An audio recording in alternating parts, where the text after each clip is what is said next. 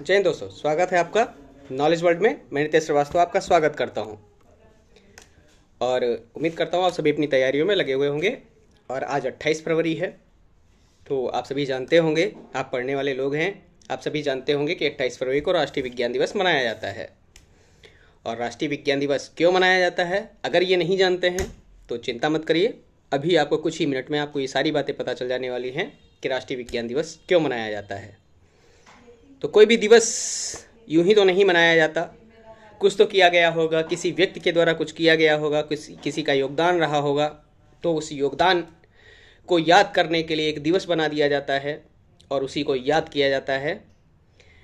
तो आपको अगर नहीं पता है तो मैं बताऊं, सीवी रमन, चंद्रशेखर वेंकट रमन जी जो थे, उन्होंने रमन प्रभाव की खोज की थी। प्रकीर्णन की बात करते हैं, प्रकीर्णन की खोज की थी, रमन प्रभाव की खोज की थी और 28 फरवरी 1928 को ही ये खोज की थी। 28 फरवरी 1928 को ये खोज की थी, इसलिए 28 फरवरी को राष्ट्रीय विज्ञान दिवस के रूप में भारत सरकार के द्वारा ये मनाया जाता है। दोस्तों, 7 नवंबर 1888 तमिलनाडु के तिरुचिरापल्ली में चंद्रशेखर वेंकट रमन, मतलब सीवी रमन जिन्हें इन शॉर्टली हम जानते हैं, उनका जन्म हुआ था। और उन्होंने भौतिक के क्षेत्र में बहुत सारा कार्य किया, इसलिए 1930 में इनको भौतिक का नोबेल भी दिया गया था। लंदन से वापस आ रहे थे, भूमध्य सागर के जल को ये देख रहे थे, तो उनको जो समंदर का जल था वो भूमध्य सागर, जो सबसे बड़ा अंतः स्थलीय सागर है, सब विश्व का सबसे बड़ा अंतः स्थलीय सागर है भूमध्य सागर, उस सागर को जब इन्होंने देखा तो उसमें नीला नीला जल दिख रहा था।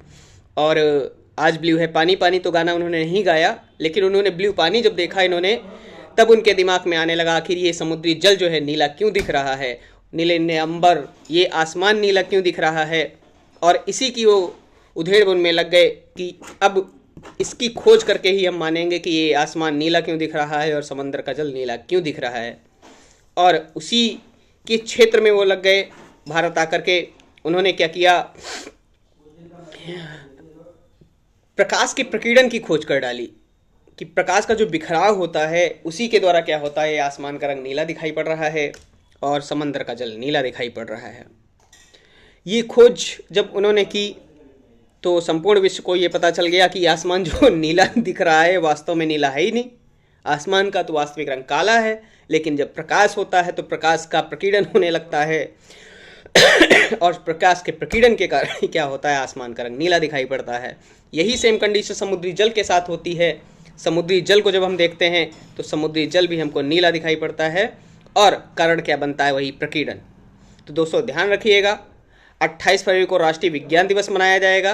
और राष्ट्रीय विज्ञान दिवस जो मनाया जाता है, क्यों मनाया जाता है, 28 फरवरी 1928 को सीवी रमन के द्वारा, मतलब चंद्रशेखर वेंकट रमन के द्वारा क्या किया गया था, रमन प्रभाव, मतलब रमन प्रभाव या प्रकीर्णन की खोज की गई थी। ये आप बात ध्यान रखेंगे। तो सीवी रमन कौन, सीवी रमन वही जिनका जन्म तिरुचिरापल्ली तमिलनाडु में हुआ था और इन्हें 1930 में फिर भौतिक का नोबेल प्राप्त हुआ। वैसे प्रथम भारतीय जो थे नोबेल पुरस्कार की जब बात आती है तो रविन्द्रनाथ टैगोर जी थे, जिन्हें साहित्य के क्षेत्र में 1913 में पहला नोबेल दिया गया था।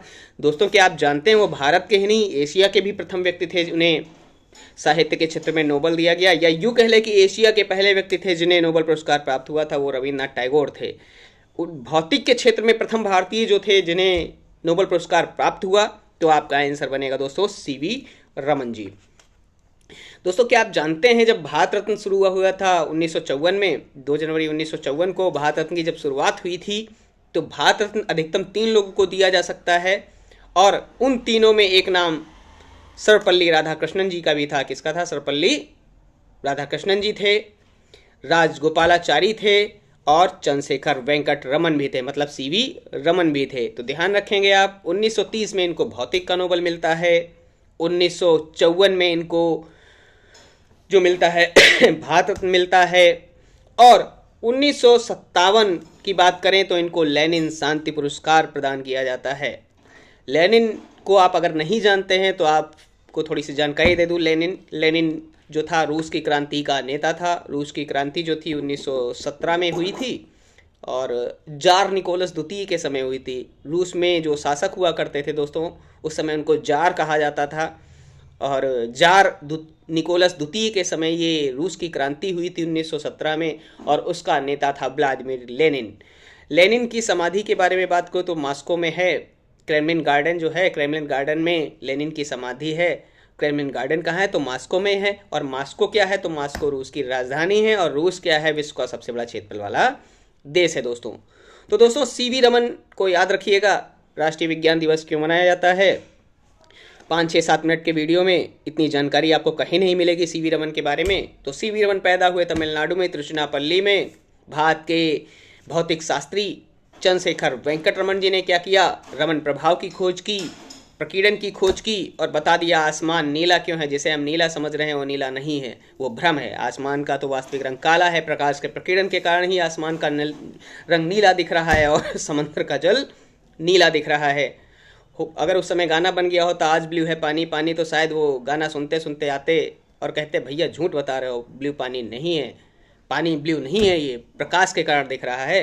तो दोस्तों 1954 में इनको भौतिक जो 1930 में भौतिक विज्ञान का इनको नोबेल प्राप्त हुआ, 1954 में भारत रत्न दे दिया गया, और 1957 में क्या दे दिया गया, लेनिन पुरस्कार दे दिया गया दोस्तों। तो ध्यान रखिएगा इतनी जानकारी को। मिलता हूँ अगले वीडियो में, तब तक के लिए जय हिंद विजय हिंद। अपना और अपनों का ख्याल रखें, अपनों के लिए जिएं, अपने सपनों के लिए जिएं। जय हिंद विजय हिंद, वंदे मातरम।